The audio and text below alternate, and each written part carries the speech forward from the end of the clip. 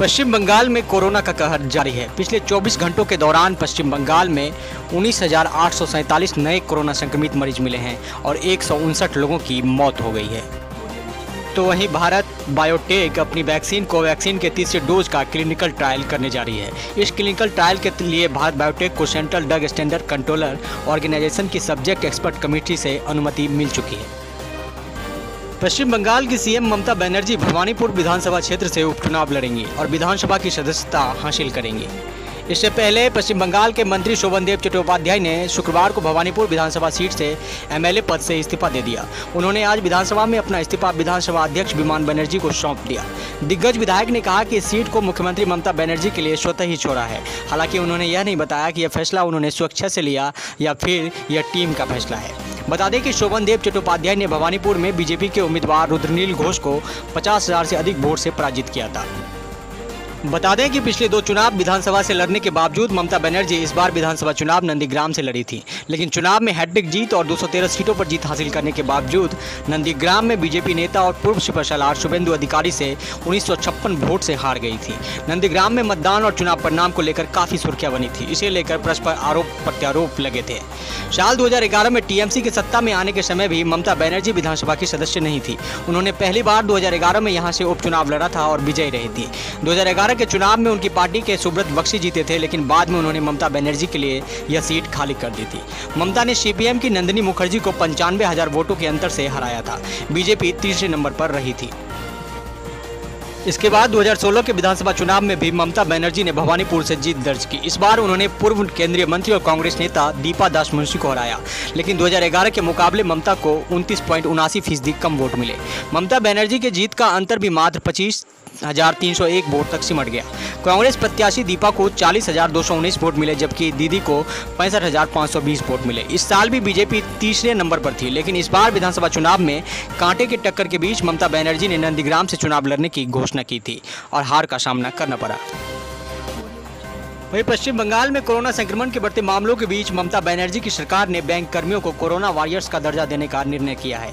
अब टीकाकरण में बैंक कर्मियों को प्राथमिकता दी जाएगी। बता दें कि केंद्र सरकार की तर्ज पर राज्य सरकार ने डॉक्टर, स्वास्थ्यकर्मी सहित मीडिया कर्मियों को भी कोरोना वॉरियर्स का दर्जा दिया है और उनके वैक्सीनेशन को प्राथमिकता दी जा रही है।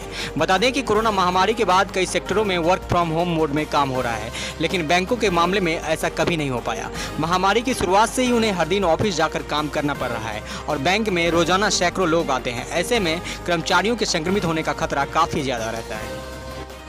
कलकत्ता हाईकोर्ट ने नारदा स्टिंग ऑपरेशन मामले में आरोपी मंत्री फिरहाद हकीम, मंत्री सुब्रतो मुखर्जी, विधायक मदन मित्रा और कोलकाता के पूर्व मेयर शोभन चटर्जी की अंतिम जमानत की मंजूरी देते हुए हाउस अरेस्ट में रखने का निर्देश दिया है। इस मामले की सुनवाई के लिए हाईकोर्ट लार्जर बेंच का गठन करेगी।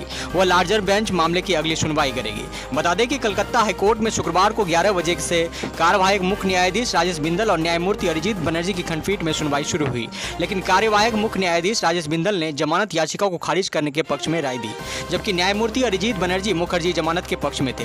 इसे लेकर दोनों न्यायाधीश में मतभेद हो गया।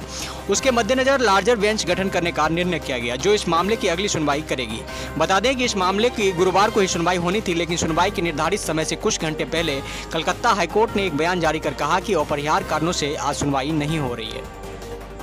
सुनवाई में बहस के दौरान गिरफ्तार नेताओं के वकील अभिषेक मनु सिंघवी और कल्याण बनर्जी ने न्यायाधीश से मांग की कि इन लोगों को जमानत दी जाए, क्योंकि वर्तमान में कोरोना संक्रमण के मद्देनजर इनकी महत्वपूर्ण भूमिका है। इन्होंने हाउस अरेस्ट के प्रभाव का भी विरोध करते हुए कहा कि ऐसी स्थिति में घर में रहकर काम करना संभव नहीं है। घर में रहकर फाइलें नहीं निपटाई जा सकती, जबकि सीबीआई के वकील ने हाउस अरेस्ट के पक्ष में बात रखी। पश्चिम बंगाल की सत्तारूढ़ पार्टी तृणमूल कांग्रेस प्रदेश के राज्यपाल जगदीप धनखड़ के खिलाफ कार्रवाई का रास्ता तलाश रही है। इसमें महाभियोग प्रस्ताव शामिल है। मुख्यमंत्री ममता बनर्जी और राज्यपाल जगदीप धनखड़ के बीच टकराव के बीच तृणमूल कांग्रेस ने श्री धनखड़ को हटाने के अलावा उनके खिलाफ संसदीय कार्रवाई का हर संभावित रास्ता तलाशना शुरू कर दिया है। पार्टी के सांसद सुखेंदु शेखर राय ने बताया कि राज्यपाल के खिलाफ संसद के दोनों सदनों में महाभियोग लाने की तैयारी की जा रही है। इसमें उनकी भूमिका को लेकर चर्चा होगी। इसके अलावा संसद में मोशन की भी तैयारी की जा रही है। चूंकि राज्यपाल राज्य के संवैधानिक प्रमुख होते हैं, इसलिए उनके खिलाफ कानूनी कार्रवाई नहीं की जा सकती। दरअसल नारदा स्टिंग मामले में ममता बनर्जी की कैबिनेट के 2 सहयोगियों सहित 4 बड़े नेताओं की सीबीआई गिरफ्तार कर चुकी है। यह सब कुछ संभव हुआ है राज्यपाल की अनुमति की वजह से। है, इसलिए तृणमूल कांग्रेस अब राज्यपाल के खिलाफ भी आखिरी लड़ाई के लिए तैयार है। आरोप है कि जगदीप धनखड़ अति सक्रिय रहते हैं और राज्य के अधीनस्थ मामलों में भी दखलंदाजी करते हैं। पिछले साल के आखिरी दिनों में पार्टी ने राष्ट्रपति रामनाथ कोविंद को चिट्ठी लिखकर राज्यपाल को हटाने की मांग की थी, लेकिन वो चिट्ठी अब तक स्वीकृत नहीं हुई है। ताउते के बाद अब देश के सामने यस तूफान का खतरा मंडरा रहा है। ये तूफान उत्तरी अंडमान सागर और इससे सटे पूर्व मध्य बंगाल की खाड़ी से उठेगा। 24 मई तक इसके चक्रवाती तूफान में तब्दील होने की आशंका है। खतरे को देखते हुए केंद्र ने आंध्र प्रदेश, ओडिशा, पश्चिम बंगाल, तमिलनाडु और अंडमान निकोबार को अलर्ट किया है। केंद्र के मुताबिक 26 मई को तूफान बंगाल के तटों से टकराएगा।